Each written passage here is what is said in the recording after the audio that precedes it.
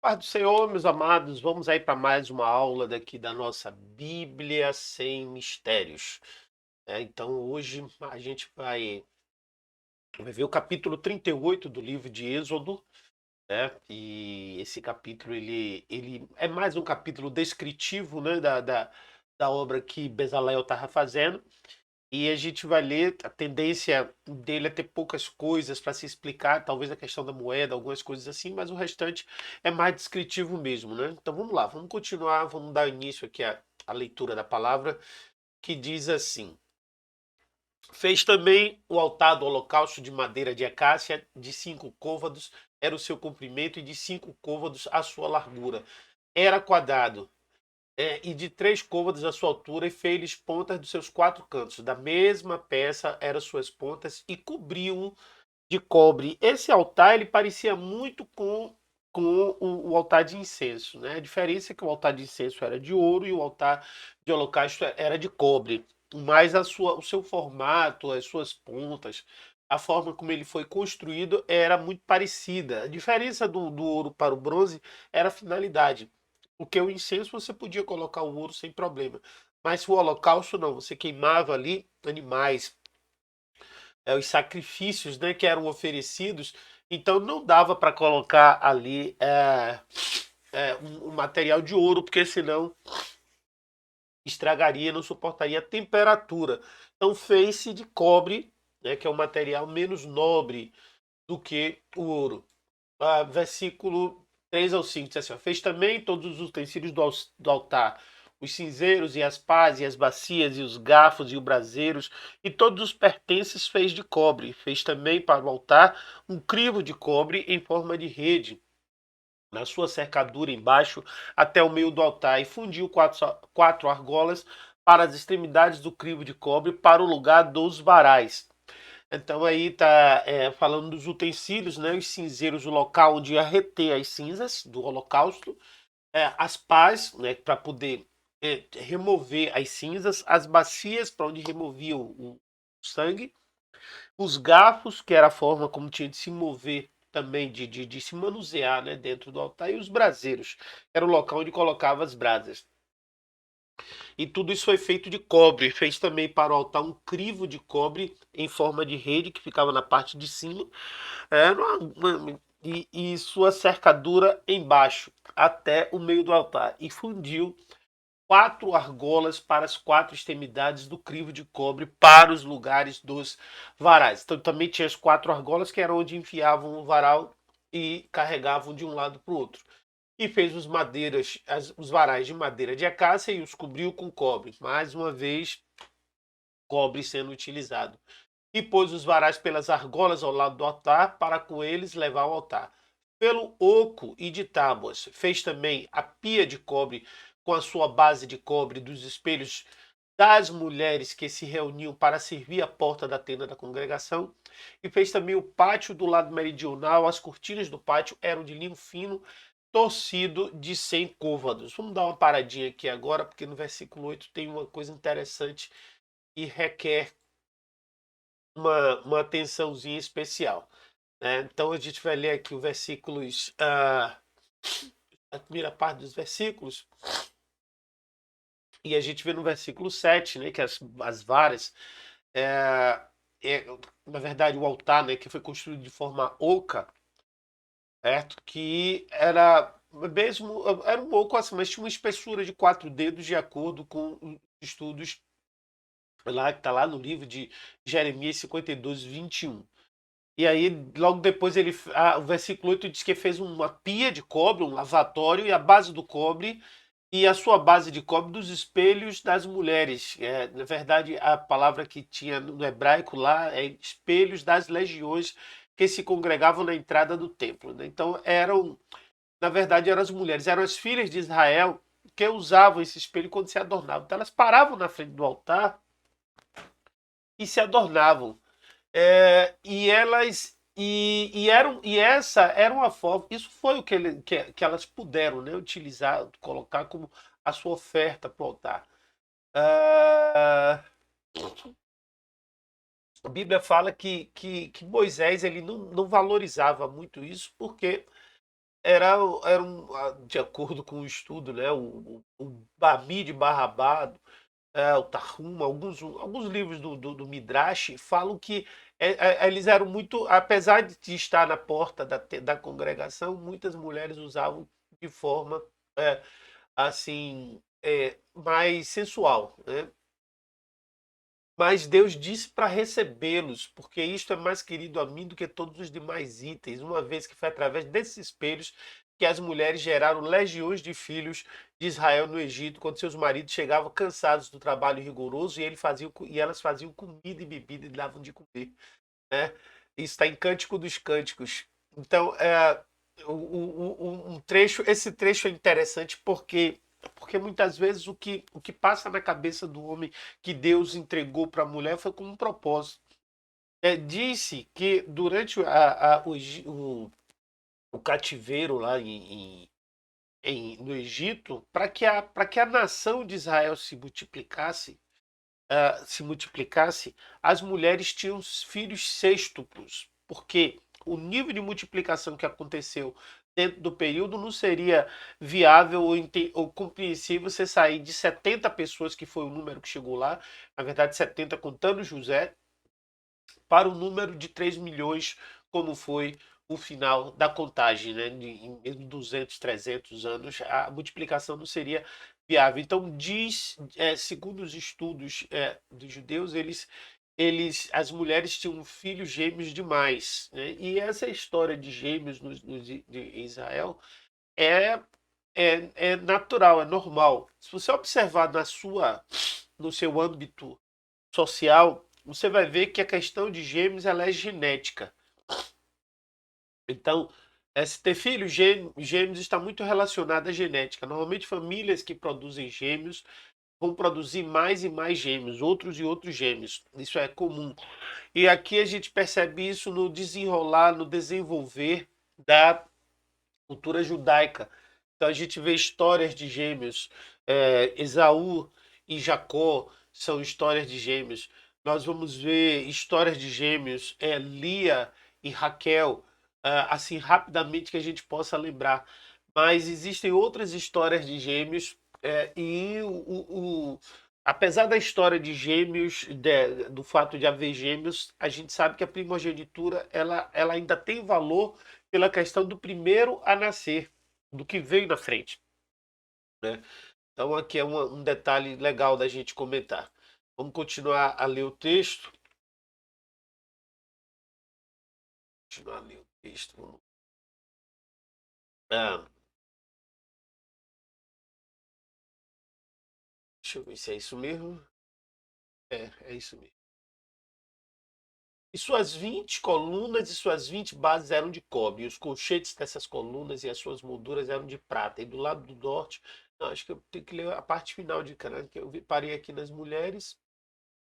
Fez também o pátio do lado meridional, e as cortinas do pátio eram de linho fino, torcido e de 100 côvados, medidas que a gente já conhece. As suas 20 colunas e as suas 20 bases eram de cobre, os colchetes destas colunas e as suas molduras eram de prata. E do lado norte da cortina, 100 côvados, e as suas 20 colunas e as suas 20 bases eram de cobre. Os colchetes das colunas e as suas molduras eram de prata. E do lado do ocidente das cortinas, 50 côvados, e 50 e suas colunas 10, e as suas bases 10, os seus cochetes das colunas, as suas molduras eram de prata. E do lado leste ao oriente, cortinas 50 côvados, e as cortinas ao lado da porta eram de 15 côvados, e as suas colunas 3 e as suas bases 3. Como eu disse, é um capítulo descritivo, né? Não é um capítulo cujo você vai encontrar ensino, você vai encontrar descrição da obra que foi feita por Bezalel, né, e Aiolab, explicando como foi que ele terminou simplesmente fazendo aquilo que Moisés havia mandado, como nós vamos ver lá na frente. Do outro lado da porta do pátio, de ambos os lados, eram cortinas de 15 côvados, e as suas colunas 3 e as suas bases 3. Todas as cortinas do pátio ao redor eram de linho fino torcido. As bases das colunas eram de cobre, os colchetes das colunas e as suas molduras eram de prata. E o revestimento dos seus capitéis era de prata e todas as colunas do pátio eram cingidas de prata. E a cobertura da porta do pátio era obra de bordador, de azul e de carmesim, de linho fino torcido, e o comprimento era de 20 côvados e a altura na largura de 5 côvados, conforme as cortinas do pátio. E as suas 4 colunas e as suas 4 bases eram de cobre, e os seus colchetes de prata, e o seu revestimento dos seus capitéis, e as suas molduras também eram de prata. E todas as estacas do tabernáculo e do pátio ao redor eram de cobre.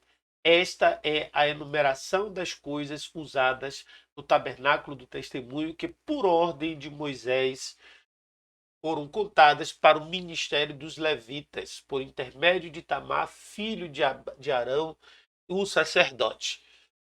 Vamos parar um pouquinho aqui. Então observe aqui que terminada a construção, a Bíblia diz que isso tudo foi feito por ordem de Moisés. Então, essa foi o direcionamento que Moisés havia dado, né? E cada peça dessa, cada material desse foi nomeado. Não foi nada na cabeça de Bezalel. De Bezalel foi utilizado o talento, a habilidade de reproduzir aquilo que estava na cabeça de Deus, foi passada para o coração de Moisés, transmitida. A Bíblia fala que por Itamar, filho de Arão. Então aqui por ordem de Moisés foram contadas para o ministério dos levitas por intermédio de Itamar, filho de Arão. Então era como se fosse um intermediário na conversa, na argumentação. E aí Itamar passou essa informação. E agora aqui veio a segunda parte. Essa segunda parte de informação é, é a parte de prestação de contas, né? Então, esse serviço tinha sido feito pelos levitas sobre ordem de Itamar e executado por Bezalel, filho de Ru, né? De lá da tribo de Judá, e pelos outros ajudantes, os artífices, os artesãos, além também de Aiolabe, também, que tinha um papel de destaque, mas Bezalel o principal. A partir do versículo 22, Bezalel então vai passar a prestar contas do que gastou. Então essa parte final desse texto é uma parte de prestação de contas. Aí vem assim, ó, fez pois Bezalel filho de Uri, filho de Ur, da tribo de Judá, tudo quanto o Senhor tinha ordenado a Moisés. E com ele Aiolabe, filho de Aizamaque, da tribo de Dan, um mestre de obra, engenhoso, artífice, bordador em azul e em púrpura e em carmesim e em linho fino. Todo o ouro gasto na obra e toda a obra do santuário, a saber, o ouro da oferta, foi 29 talentos e 730 ciclos, conforme o ciclo do santuário. E a prata dos arrolados da congregação foi 100 talentos e 1.775 ciclos. Aqui essa é uma moeda local. Ciclo é o mesmo que shekel, né, que hoje é a moeda oficial de Israel. Talento é como se fosse uma quantidade de shekels, né, que valia a uma quantidade de shekels, né, um talento equivalia a, desculpem, irmãos, é, é, equivalia a uma quantidade de ciclos, cerca de, de 30 mil. Na verdade é o seguinte, 60 ciclos equivale a 240 denários, 6.000 denários equivale a um talento, né? A um talento. Então, basicamente, dividindo, aí você vai encontrar quanto é que equivalia mais ou menos, né? Então, um ciclo 240 denários equivale a um quarto de ciclo. E 6.000 denários, então seria 6.000 dividido por 4, seria mais ou menos 150 ciclos. Basicamente esse é o valor. Apesar de que isso tem pouca aplicação nos dias atuais, mas é só informativo. Então, 603.500, não, perdão, vamos lá, vamos voltar aqui. conforme o ciclo do santuário. Uma beca por cabeça, isto é, meio ciclo. Uma beca equivale a meio ciclo, conforme o ciclo do santuário. De todo aquele que passava os arrolados e da idade de até 20 anos para cima, que foram 603.550. Se você fizer a conta, você vai encontrar. E houve 100 talentos de prata para fundir as bases do santuário e as bases do véu. Para as 100 bases, 100 talentos e um talento de cada base. Dos 1.775 ciclos, fez os colchetes das colunas e cobriu seus capitéis, e cingiu de molduras. E o cobre da oferta foi de 70 talentos e 2.400 ciclos. E dele fez as bases da porta da congregação e o altar de cobre, e o crivo de cobre e todos os utensílios do altar. As bases do pátio ao redor e as bases da porta do pátio e todas as estacas do tabernáculo e todas as estacas ao redor. Então esse finalzinho, né, acabei lendo sozinho, né, não fiz o não passei o texto. Então vamos voltar um pouquinho, né, para que a gente possa explicar, porque tem aqui algumas coisas importantes, né? Então, eu estava aqui conforme o ciclo do santuário. Uma beca por cabeça, isto é, meio ciclo. Aqui é uma outra medida. Uma beca. A beca equivale a meio ciclo, conforme o ciclo do santuário de todo aquele que passava aos arrolados. Ou seja, de todos aqueles que estavam dentro da contabilidade, que tinham idade de 20 anos para cima. E esses foram 603.550 homens de 20 anos para cima. Houve 100 talentos de prata para fundir as bases do santuário e as bases do véu. Um detalhe importante que a gente precisa atentar para os tempos dessa época é que a gente vê talentos, ciclos, a gente vê beca, esses valores monetários eles eram diferentes dos de hoje, que hoje o valor monetário ele tem um valor cambial contabilizado de uma forma muito diferente da época. Observe que aí se fala de talentos de prata, talentos de ouro. Então são pesos, na verdade são pesos. Esses pesos eles tinham às vezes um equivalente financeiro que poderia ser o denário. Mas basicamente para acontecer uma contabilidade mais fiel, mais real, o peso era mais utilizado. Por isso que o ciclo, o shekel se transformou em moeda até hoje, que é o ciclo, certo? Até hoje ainda é a moeda de Israel. Porém, o talento e o denário, esses foram desaparecendo com o tempo. O denário equivalia a um dia de trabalho. Ou seja, havia muitas medidas nisso aí. Você vê, por exemplo, o talento ele tinha diversas medidas diferentes, né? Então você tinha, por exemplo, o talento grego, que é chamado de ático, pesava 20,4 quilos. O talento romano pesava 32,3 quilos. O egípcio pesava 27 quilos. Havia uma variação disso aí, e a gente precisava utilizar de acordo com o contexto da época. O contexto da época. Havia o babilônico também, que era o de 30,7 quilos. Essa era mais a base do uso dos judeus, porque a relação entre os judeus e a Babilônia é muito grande, né? Abraão veio de lá e até hoje existe uma relação muito grande. Continuando a leitura aqui, vamos lá, para a gente concluir. E houve e, dos 1.775 ciclos, fez os colchetes das colunas e cobriu seus capitéis, e os cingiu de molduras. E o cobre da oferta foi 70 talentos e 2.400 ciclos. E dele fez as bases da porta da tenda da congregação, e o altar de cobre, e o crivo de cobre, todos os utensílios do altar. E as bases do pátio ao redor, e as bases da porta do pátio, e todas as estacas do tabernáculo, e todas as estacas do pátio ao redor. Então aqui a gente conclui o capítulo 38, né? Como eu disse, um capítulo descritivo. Daqui até o final ainda tem outros capítulos descritivos, para que a gente possa então concluir o estudo do livro de Gênesis. Então, que Deus abençoe e até a próxima aula.